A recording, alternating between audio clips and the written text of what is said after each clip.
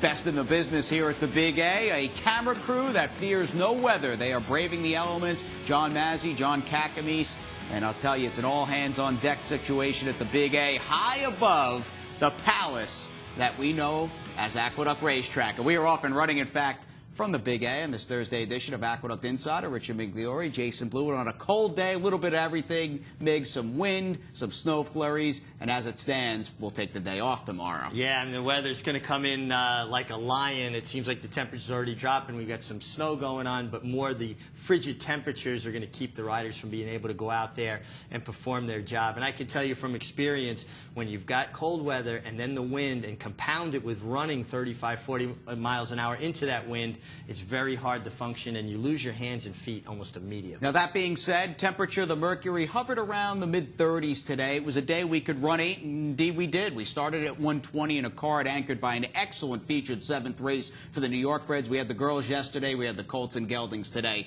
And believe me, if you haven't seen it, you're in store for a real treat. Yeah, it was a terrific race, a good group of horses that are intimate friends at this point. They kind of know each other, and it was very comfortable out today, too. The wind wasn't really very strong. It was, like you said, mid-30s, and a great feature race. Now, the building will be open along with the Belmont Cafe here tomorrow, but obviously we begin tonight's edition of Aqueduct Insider with the live racing update. There will be no live racing here tomorrow. It is, I think, a high of about 20 degrees is the expected tops tomorrow afternoon in the New York metropolitan area. Gusts from 20 to 30 miles an hour, and we hope to get back in action this coming Saturday, my friend, at 12:45. Yeah, we'll keep our fingers crossed for Saturday. It was the right call to do this, especially early Friday, because we have so many tough days where people are handicapping, sure, and then if we cancel late, so it gives people an opportunity to make other plans and maybe look at even other racetracks. And of course, Naira Rewards, not to interrupt, will be open tomorrow. You can fire away to your heart's delight down at Gulfstream Park, Santa Anita. There'll be quite a few tracks, and you can bet those with Naira Rewards. So open up a Naira Rewards account if you haven't done so already at NairaRewards.com. But what about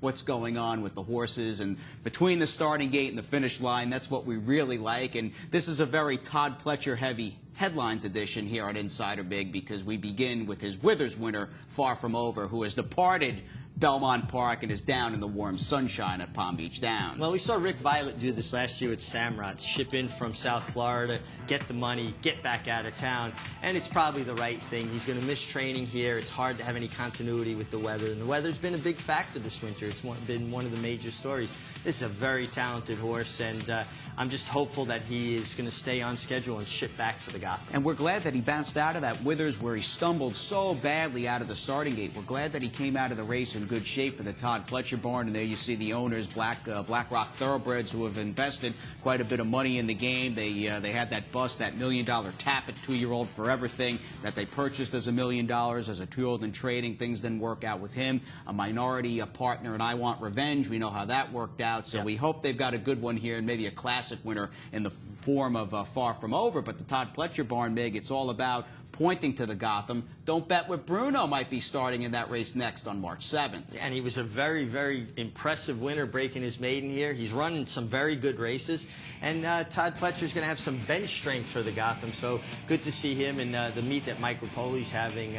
Wouldn't be surprised to see him in the winners. No, Mike's around 40, 50% for this stint on the inner track. And Mike, a guy that won the Gotham here a few years ago in 2011, believe it or not, was Stay Thirsty. And here is Don't Bet with Bruno in his maiden win here a few weeks ago. Gamely coming again, was passed by Money Multiplier, dug in, fought him back, and showed a heart as big as the Big A. Well, anytime you see a horse get passed, especially a young horse, and fight back the way they do, that impresses me. I want to see a horse that has that tenacity, has that will to win. They want to be the herd leader. We saw it with Dortmund over the weekend, and we saw it here with Don't Bet with Bruno, who's going to have to step his game up, obviously, but I think he has the right to take a step forward. And launching a comeback, Palace Malice, now 5. Multiple Grade 1 winner, Rarefied Air, winning the Belmont Stakes and the Metropolitan Handicap. He is wintered in Aiken, South Carolina, and he, along with Far From Over, are making their way to Palm Beach Downs. Yeah, Palace Malice getting ready to get serious in his training, heading back to the main stable. He was down in the farm system, and now he's heading up to the murderer's row of Todd Pletcher, and one of those horses that had that rare double of a Belmont Stakes and a Met Mile. Great horses like Sword Dancer, Gallant Man, Native Dancer, and so many more.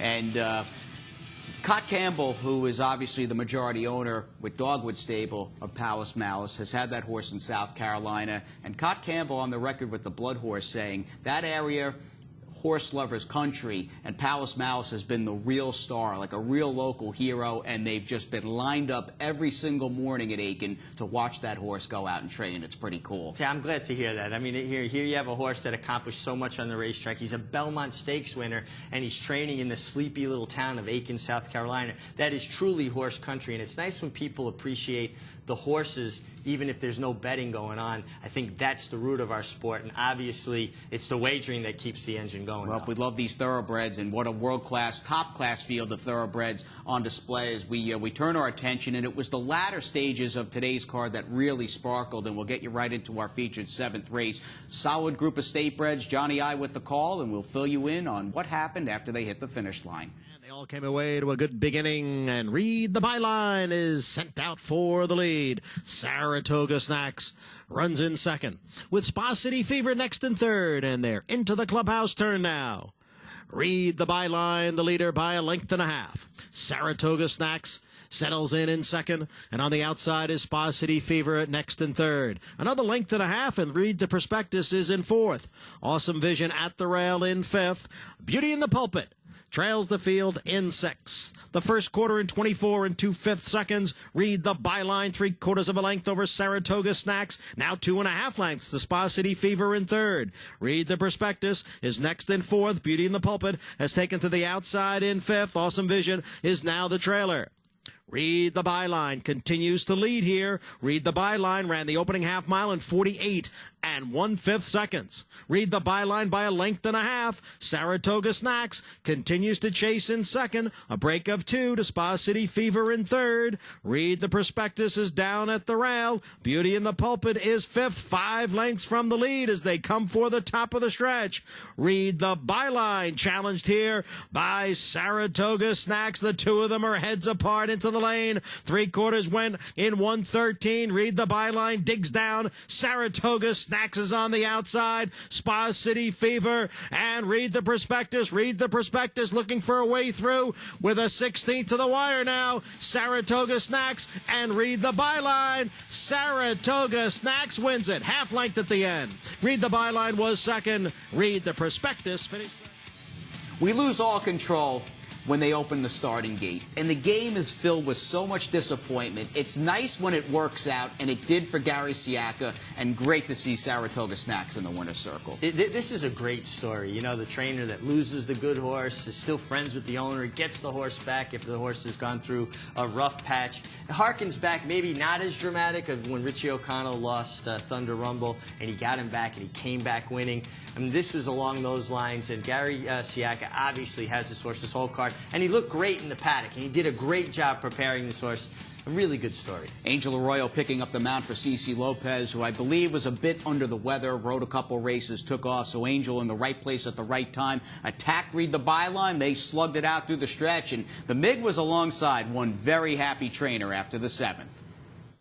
Gary, Saratoga Snacks spent a lot of time out of your barn, but he comes back a winner today. It has to feel awfully satisfying. Oh, it's unbelievable. It's great. I can see you're pretty excited. Were you rooting him home? Screaming like a madman. I know there were a lot of circumstances, but he found his way back to your barn. Why don't you tell us your secret for getting him to run? I can't tell you that. He's a good horse, and we treat him the way he did. We looked back at the charts and did exactly what we did. We had him before, and we treat him the same way and got him.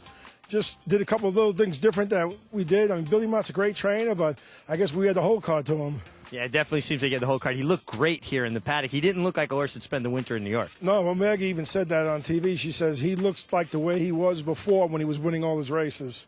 Have you heard from Coach Parcells yet? Not yet. He's probably calling me right now. Well, great job, Gary. Congratulations. Thank you so much, Rich. Okay, bye-bye. It all worked out for Gary Siaka, and that little snippet post-race with Gary reminds me of what the game can do to you. Absolutely. I mean, the game, there's so many highs and so many lows, and this is obviously one of the highs, and it's got to be so satisfying. You think Bill Mott's a Hall of Fame trainer, obviously very talented, but he seemed to have trouble getting to the bottom of Saratoga Snacks. Well, Gary Siaka knew what he had to do. He executed his plan, and this horse showed up not as Gary just as a trainer, but the owner trainer, so that makes it doubly good. took down the winner's share, the $69,000 purse, and going forward, we're just happy Saratoga Snacks is back. He's got his A game, and you know you'll get round 2, 3, and 4 throughout the winter on the inner track with these New York breds. They have the staying power, and we love them. Now, a race later, my friend, and we wrap up the card. Solid group, perhaps the toughest older filly and mare maiden special weight we've run all winter on the inner. Johnny I's got the call up the backside. Steadied right after the start and trails the field. Just a crush here out for the early lead. Mine for Life's on the outside, and Color Me Royale is down at the rail. As they head up the backstretch, Color Me Royale, Mine for Life right together. Relax just in behind in third. Flapper Girl's on the outside in fourth. Vitani runs in fifth. The Kennesaw Cat is sixth. Who's a Cowgirl in seventh after the slow beginning. A Pop of Color moves up on the outside. Sylvia T trails the field in ninth. The quarter in 23 and 2. Mine for Life comes away with the lead in front by a length. Flapper Girl runs in second. Then it's the Kennesaw Cat. Color Me Royale down at the rail. Relax, far outside is Pop of Color, and then Vitani, followed by Sylvia T, and Susie's a Cowgirl. The half in 48 and 2/5 seconds, and it's Mine for Life. Now with a 4-length lead. The Kennesaw Cat moves into second. Color Me Royale down at the rail.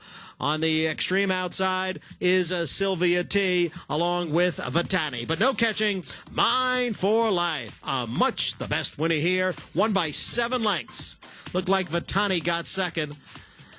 Then Relax. And a cold day, a cold Thursday here on South Ozone Park, or in South Ozone Park on the inner track, and a bit of royalty in the nightcap. Sheikh Mohammed getting the last race, and a good-looking filly by Distorted Humor in Mine for Life. Well, this is a really, really big performance, a big step up from her first start. She probably needed the run at Gulfstream, came up here, and there's something about horses getting out of the warm weather, coming up here to the cool weather. It seems like that cool breeze gets up under their tail, and they run a hole in the wind. And I saw Artie Magnuson, Kieran's longtime assistant, in the hallway with 2 of his children, and it was good to see him out here, and I'm sure they got in the win picture. It's a family affair. They love the horses, and they get great care over at the Kieran McLaughlin barn, who is just so good with the second-time starters. And in fact, the runner-up, Vitani, was coming out of the same Gulfstream Park race along with the winner, Mine for Life. But it's about Linda Rice surrounding race number 2 when we come back, with a lot more coming your way from this chilly day in Queens. Stay tuned here on MSG+.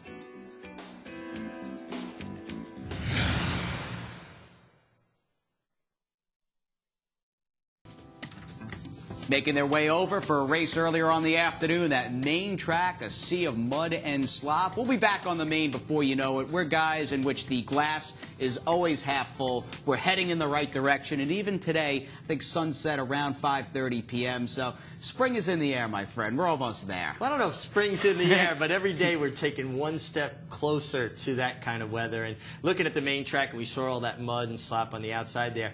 Actually, when I used to ride, when I rode a horse that I knew had bad feet, you know where the water trucks leave some water on the outside fence? Before I would go to the starting gate, I'd go stand them in the cool mud there, because it keeps their feet cooled out, makes them a little more comfortable. That was like one of my little tricks with a horse I knew had bad feet. You learn something new every day. This guy is the best. Now, Linda Rice does a good job as well, and she's got a lot of horses, and in only a 5-horse field, she sent out 2 of them as we get you back to race number 2, a $50,000 non-winners of 3 lifetime on the inner.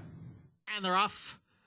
Mischievously from the outside, Eric the Red down at the rail, and Palm Island now moves up, and it's Palm Island to put ahead in front of Eric the Red. Mischievously, Money Machine heads apart 3rd and 4th, and Classy Al was off awkwardly and trails the field. Palm Island in front here, 2.5 lengths over Eric the Red, and Money Machine is racing in 3rd, 4 lengths from the front. Mischievously and Classy Al at the back through an opening quarter mile in 23 and 3/5 seconds.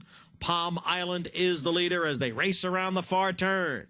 Money Machine on the outside of Eric the Red. Those two are heads apart, 2nd and 3rd. A break of 4. Back to Mischievously and Classy Al as they come for the top of the stretch. Palm Island is the one to catch. Palm Island by 2 ran the half in 47 and 3/5 seconds. Eric the Red down at the rail. Money Machine on the outside. Then Mischievously and Classy Al. 1/8 of a mile to the wire. Palm Island is holding on to the lead here. Palm Island 2.5 lengths over Eric the Red. Mischievously takes 3rd. Palm Island wire to wire.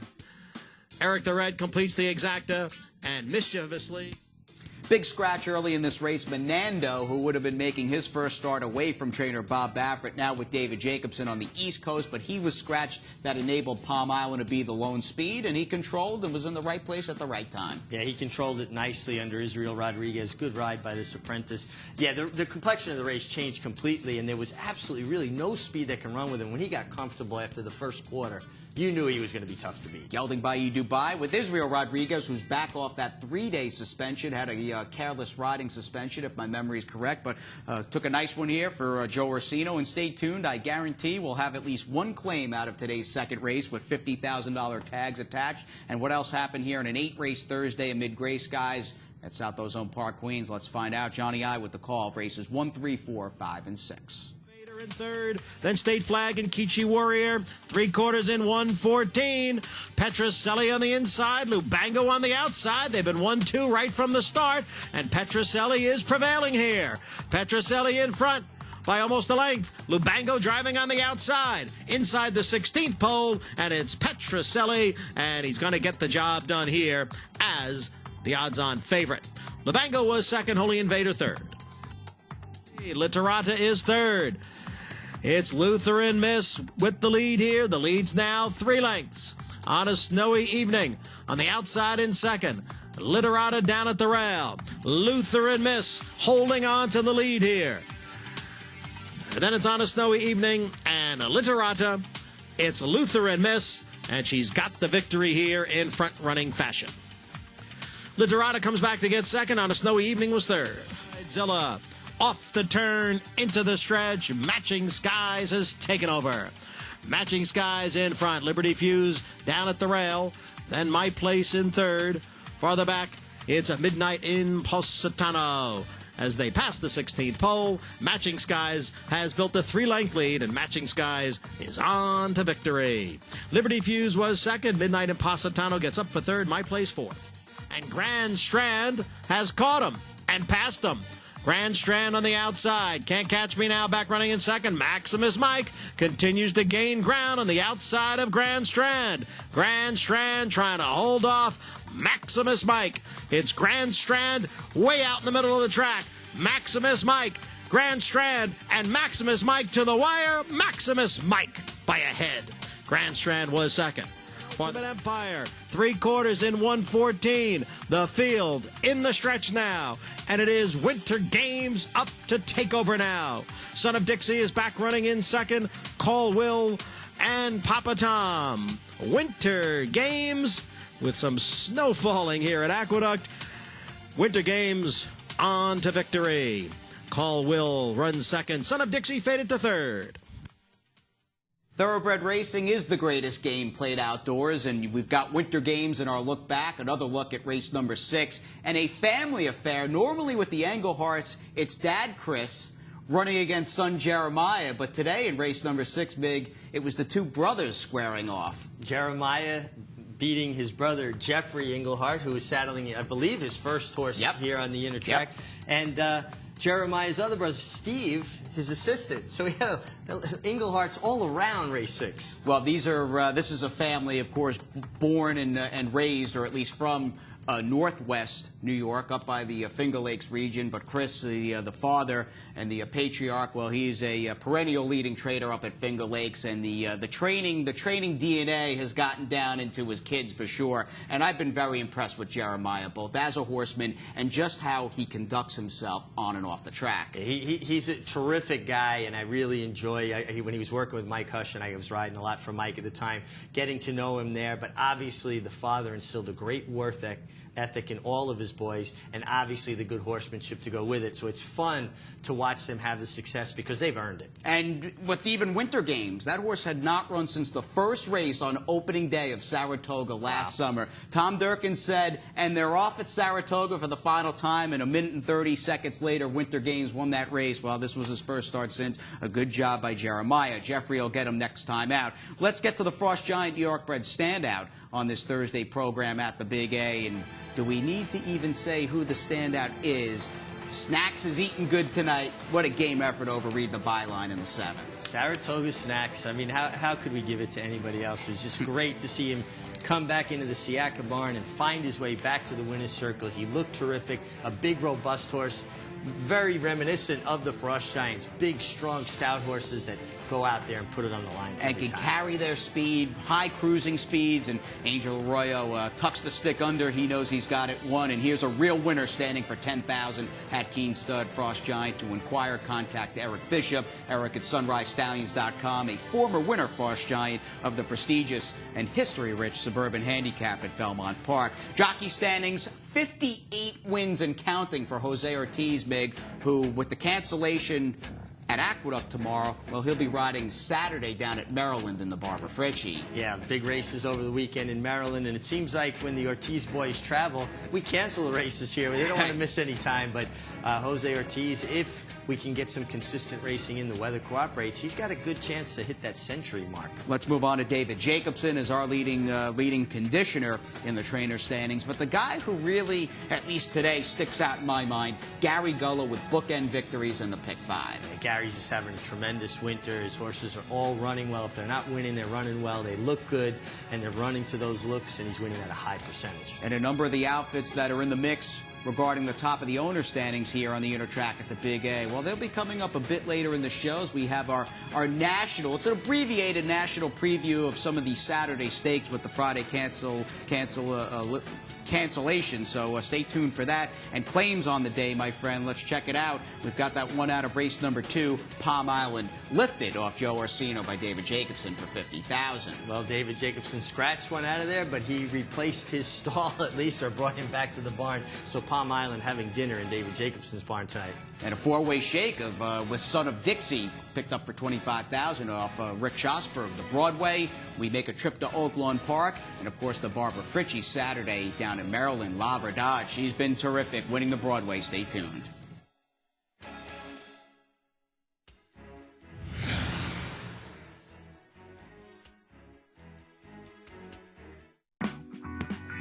Breathtaking views from New York City's racetrack on this Thursday in the Big Apple, the Empire State Building, of course, Manhattan Terrace, and you get impeccable sight lines from whether you're in the Manhattan Terrace or you're looking out at the racetrack, because, Big, let's be honest, there's no better place to watch the races than here at the Big A. No, really, you're closer to the action, you have an unencumbered view, and of course, when you look the other direction, you have the view of the Manhattan skyline.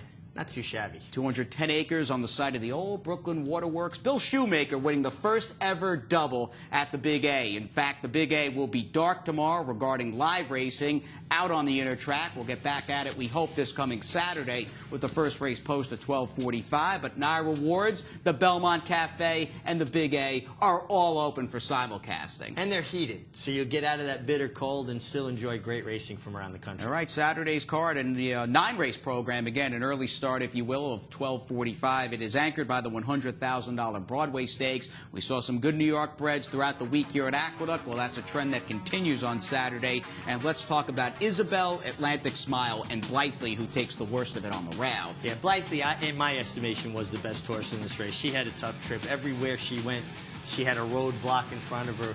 Left the fence, wound up getting shut off, had to go back to the fence and rallied gamely. Isabel was a game winner coming off the layoff for Bill Mott. And Atlantic Smile, you know she's going to be a pace player, and speed's always dangerous, although I think there's more speed in this affair. Linda Rice won last year's Broadway with Lavra Dodge. She is back with Uncle Southern, who takes another run at Vicky's Dancer, who's been pretty good for Rudy Rodriguez. Yeah, and I think this is the other speed in the race. I mean, she's naturally fast. 6 furlongs is a better fit for her. She ran 7 furlongs here and tired a bit late, but I think from the outside she's going to get into the race the right way. We go with 7, $200,000 late pick 4. Gets underway in race number 6, and it all begins Saturday at Aqueduct. We hope, Mother Nature permitting, at 12:45. We hit the road, and we get out to replay, at least, from Santa Anita Park, previewing Saturday's Barbara Fritchie, a big field, a solid field, and Jerry Hollendorfer, fresh off a win in the San Antonio with Shared Belief, has got Sam's sister. Yeah, Jerry Hollendorfer is not afraid to ship horses around, and this filly's 5 for 6. The only time she was beaten was going 5 furlongs on the turf. She probably didn't care for the turf, but an ultra-consistent filly. Mike Hushin has 3 wins over the last 10 years or so, last decade in the Fritchie. I did not realize that until looking at the stakes histories, and he's got a very good New York bred. I do know that in Princess Violet. Yeah, it seems like Mike really points when he's got a good filly or mare this time of year towards the Barbara Fritchie. I think 7 furlongs is a perfect fit for Princess Violet. The one reservation I have, post 1, not great out of that 7 furlong shoot at Laurel, but she's shown the ability to do it all different ways, up close or from behind, so she should be able to work out a trip. It is a good-sized field, 11 entered. You've got the few locals. I'm sure Lady Sibelius, who's been pretty good at 7 for 13 in her career, would like to win this race as she tries to stretch back out to 7/8. She's a very good filly. She runs with that big extension blinker on the outside. She's been in raging form.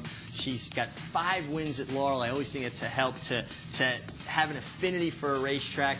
It just depends on how much heat she's going to take early because she is a filly that wants to make the pace. Breaking towards the outside. Best of luck to her. The Fritchie, by the way, 3:57 Eastern is post time, and we'll hopefully make a trip back down to Laurel this weekend for Saludos Amigos and Monday's General George. But what about Ride on Curlin, who, of course, is trying to charge his way towards the Oaklawn Park handicap in Saturday's Essex Stakes at Oaklawn Park? He's your morning line favorite in a pretty good field of older horses, but this horse did some nice things as a 3-year-old. He really did, and here we are in one of his finer moments, stretching California Chrome, your eventual horse of the year, in the Preakness Stakes. Thought he gave a tremendous effort here, and his comeback was really, really good, going 6 furlongs at Oaklawn, where he got up with a furious late rally. He's 2-1 on the morning line beneath John Court. Rocket Time 4-1 with Calvin Burrell as this horse looks for 4 straight. Yeah, he's been impressive, going wire to wire in his last 3 starts.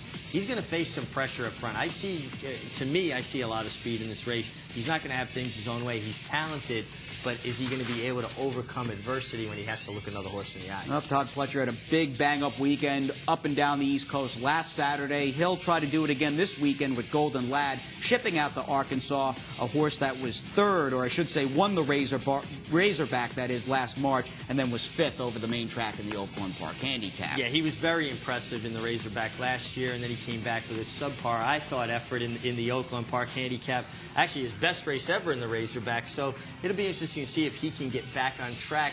Track had some moisture in it last year. I don't think they're anticipating that this year. Terrific race town. I've never been to Oaklawn Park. I've never been to Arkansas. Any great memories when you were riding there? Yeah, going there to ride Board and Arrow for Bill Sparr, winning the Count Fleet, and just a nice experience to win there. But also, it's just a nice, quaint kind of town. And if you like barbecue, it's a good place to go. And if you like big crowds on track, they get 15,000 plus, it seems, every single Saturday when they run at Oaklawn Park. I'd love to get out there one day. When the owner of the track has his house right up near the quarter pole, and I was actually exercising Board and Arrow the morning of the race, and I'm jogging the wrong way, and there's a guy outside in his robe having coffee. It's the owner of the track. Go figure. We're out of time. Miggs, always a good time here in our clubhouse studios. We thank you for tuning in to Aqueduct Insider on MSG+, and we'll see you Saturday here at Aqueduct with the first race post at 12:45.